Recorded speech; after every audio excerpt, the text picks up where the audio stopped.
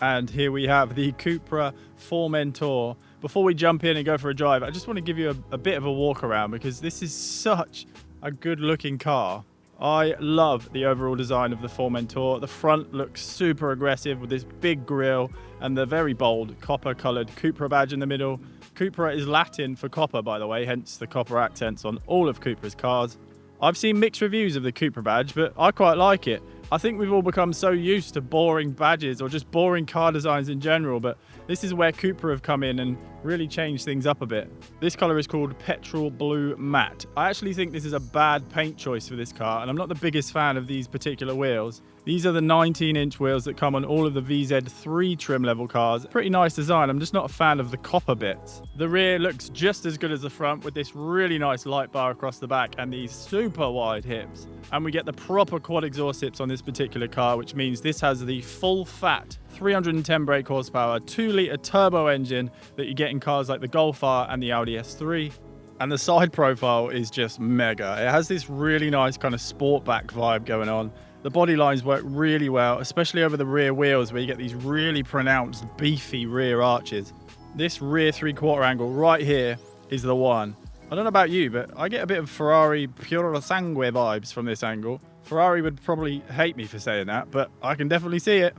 So just like the Cupra Born I had a few weeks ago, the interior in the Formentor is also really nice. We've got a lot more leather in here, whereas the Cupra Born had a bit more Alcantara. I definitely prefer the Alcantara, but this leather is nice. I can't fault it. It's good. Premium materials. These seats are also different to what you get in the Cupra Born. They're full leather and are a lot bigger and more luxurious feeling. They're heated, fully adjustable, but not massaging in the Formentor for some reason, which is a bit of a shame. I also don't know how I feel about this blue colour.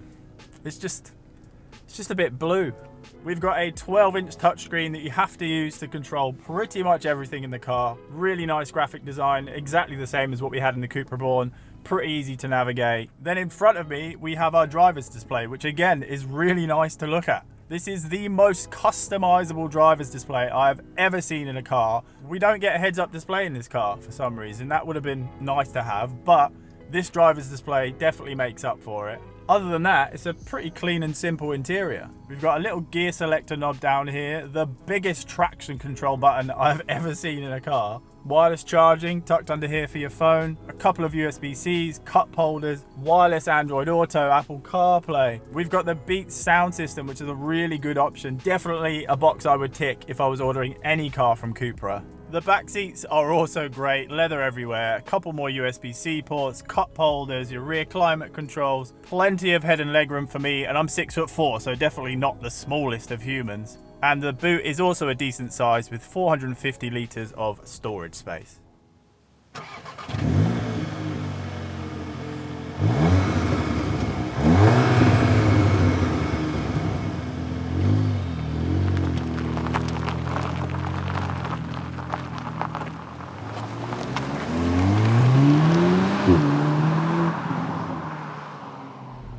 I've had a bit of a weird week with this car. For the first day or two, I just didn't really click with it and I couldn't figure out why. We've had horrible weather the last few days, so I didn't really have any opportunity to drive it properly. But as the weather improved, I really started to bond with this car and I realised the issue I had with it. I don't like this spec.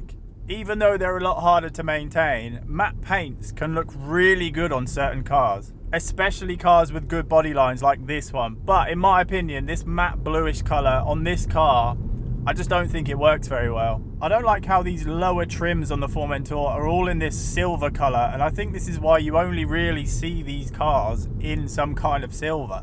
There's just too much going on. We've got the matte blue against the glossy silver trims. We got the silver wing mirrors, then all of the copper accents. I think these lower trims should be the same colour and finish as the actual body colour of the car. This car in the grey colours looks sick, and they're so much cheaper. This matte blue colour is a £2,000 option, so yeah, if I was ordering one, I'd either go fully blacked out or I'd go for one of the grey colours. And I'd go for the wheels you get on the VZ2 model, which is still 19-inch nice looking wheels, but they're just black and silver. I'm not a fan of the copper on these wheels. It just adds to the chaoticness of all the other colours going on. If you like modifying your cars like I do, then I think this car has so much potential. Just imagine it murdered out, lowered, some wider aftermarket wheels to fill out those arches. Oh my God, it would look so good. And we all know how capable these engines are, just with a little bit of tweaking.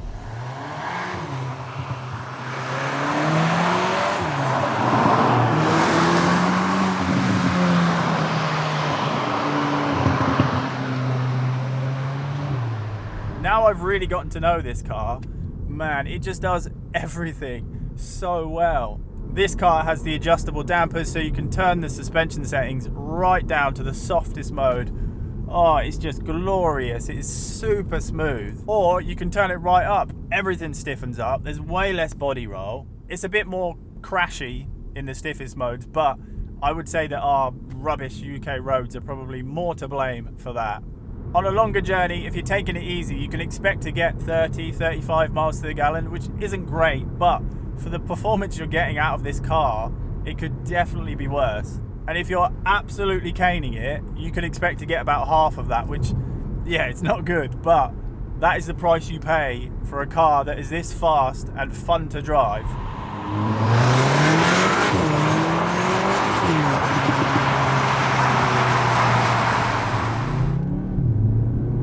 And it is really fun to drive. We've got 310 brake horsepower, 400 newton meters of torque with all-wheel drive, so it is super easy to just give it the beans all the time in any weather.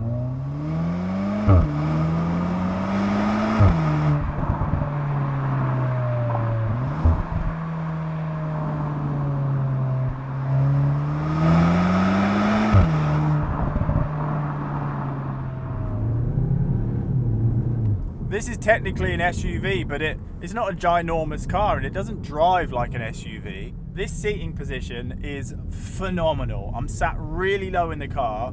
It's easy to place the car through corners and it just does exactly what you want it to do.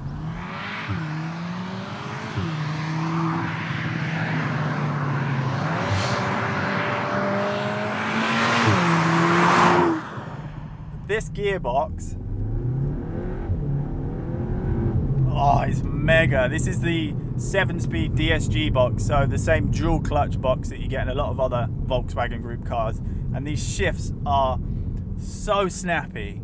The steering's great, nice and light if you want it to be. You can turn up the weight of the steering if you want to, but I'm not a fan of that synthetic weighted steering. There's not a huge amount of feedback through the steering wheel, but that's quite normal in cars nowadays, unfortunately, so it's definitely not a deal breaker. And the steering wheel has proper physical buttons instead of those horrible touch sensitive swipey ones from the Cupra Born. These are so much better. This car has the older Haldex all-wheel drive system, so it's predominantly front-wheel drive, but can send power to the rear if it thinks you need it. It works really well, but it isn't the most playful. If you put your foot down when you're coming out of a corner, it doesn't slip out at all. It just goes. I would love for that to be the other way around. So predominantly rear-wheel drive, but can send power to the front if you need it. Oh, now that would be fun.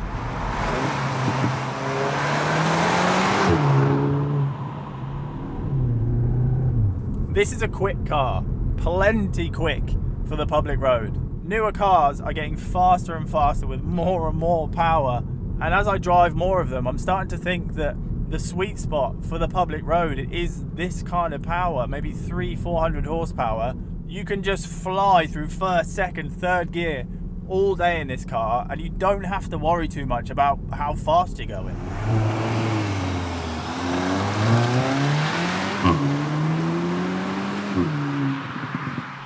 Cupra claim a 0 to 60 time of 4.9 seconds. So let's test it out and see how it does. Right, stick it in sport mode, turn off traction control, done, slam the brake, slam the throttle.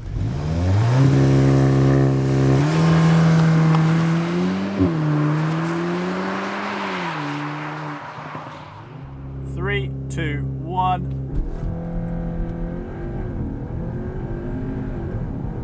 And that's 60. Done. Wow. Yeah. It's quick. 4.9 seconds all day. Easy.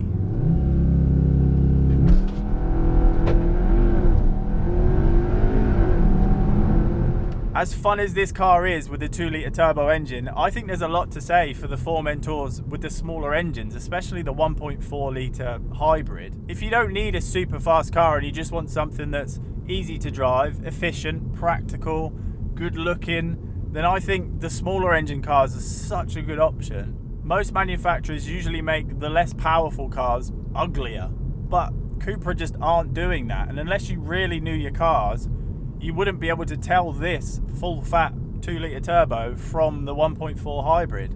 Saying that, if you do want a car that is fast and fun to drive, maybe you've got kids and you need the space, this car with this engine would be such a good choice.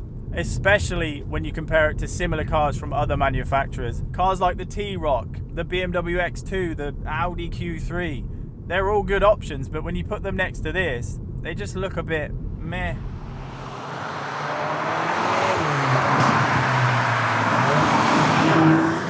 So what are the things I don't like about this car? I know I've said a lot of good things about this car. It is that good, but there are a couple of things I don't like, and we'll start with the obvious one, which is this infotainment system. Pretty much the same issues I had in the Cupra Born, just general slow performance. It's not that quick to respond to anything you do on it.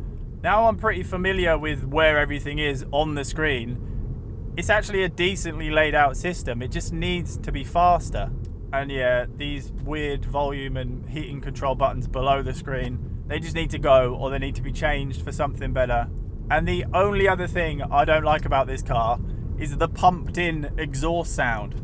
This car is quite clearly pumping in the exhaust sound from the VZ3 Formentor, which we don't even get in the UK. The VZ5 car gets the 2.5 litre 5-cylinder turbo from the Audi RS3, which, by the way, I think would be an amazing engine to have in this car. But that sound doesn't belong in this car, and it's just awful. I know cars nowadays are getting more and more quiet, but for what little sound we do have left, I think I speak for most people when I say this, we want to be able to actually hear it. This isn't a bad sounding engine by any means, and it actually sounds really good from the outside. But this pumped in exhaust sound is just way over the top, and instead of making you feel more connected to the car, which I'm sure is what they're trying to do with it, I find it has the opposite effect, because it's so obviously the wrong sound and it's just way too loud. Aside from those things that I don't like about this car, I really like this car. After driving the Cupra Born and now this Formentor, I'm really impressed, and I love the direction Cupra are going with their cars. There's so many new cars out there nowadays, and they're just ugly and boring. They all look the same, and Cupra have just come in and spiced up the car world a little bit, and for that, I'm grateful. So good job, Cupra. If you enjoyed this video, please smash that like button. If you want to see more videos, make sure you subscribe, turn on the notification bell. Thanks for watching, and I will see you in the next one, which is going to be a good one, because I'm taking a pretty nice car on a bit of a road trip.